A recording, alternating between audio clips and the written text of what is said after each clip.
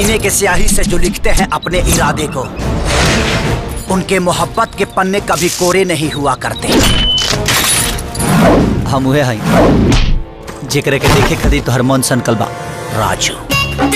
ए जब से जान ली हनी पिया मान ली हनी, संगे जिंदगी बिताइब हम तो ठान ली हनी। बाबू बोलो न तोहर का विचार है। I love you Raju. एगो हम हमर दिल ए जान होई तीनों तहार। बेटी की खुशी में हमारे परिवार का खुशी है, और ओकर खुशी से कोई खेलस तब हम ओके बख्शब ना।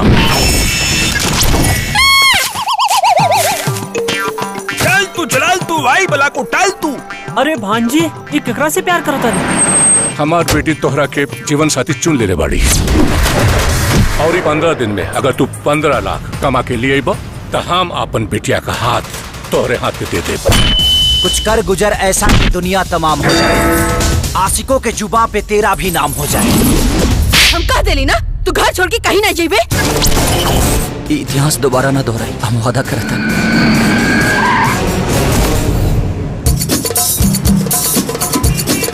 Hi baby, I miss you. तोहरा से दूर होके कबले रहा जी, चल गईला छोड़ के तू हमके आराम जी। पानी पिया बुआ सरकी रहनी तब बुझी हम के याद करतानी। पैसे कमाने हैं ना? हाँ। तुम्हारा काम है मुझे खुश करना, मैं तुम्हें माला माल कर दूंगी। वो भिखारी का औलाद 6 महीना तक 6 साल के बाद भी दुबई से वापस न लौटी। तो दिल्ली लेके मेरा ये दिल्ली ले लो। मैं पबजी की गेम बन गई हूँ, राजा जी आके खेलो।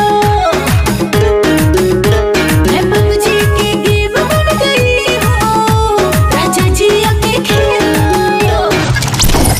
मेरी नजरों के सामने उस कमबख्त का पासपोर्ट जलाओ।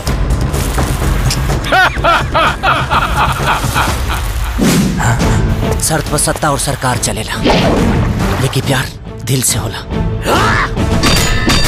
वो तो के जिए न दे और हम तो के मरे न दे। क्या धोखा दिया तूने शुरुआत वाली को। 1 मिनट सोचने दो क्या क्या हुआ था। जब भी पटना वाली ने मुझे छोड़ा, हटा जा गुजरात वाली को। Welcome to the ring of dare to fight. इश्क में जीने के लिए हर रिस्क उठा लूंगा। जो जिंदा वो सिकंदर। अगर मौत भी आई ना तो महबूबा समझ के गले लगा लो। कसम है तेरे इंतजार का, इत्तेबार तेरा टूटने नहीं दूंगा। रिश्ता अपना जन्म जन्म का है, साथ तेरा छूटने नहीं दूंगा।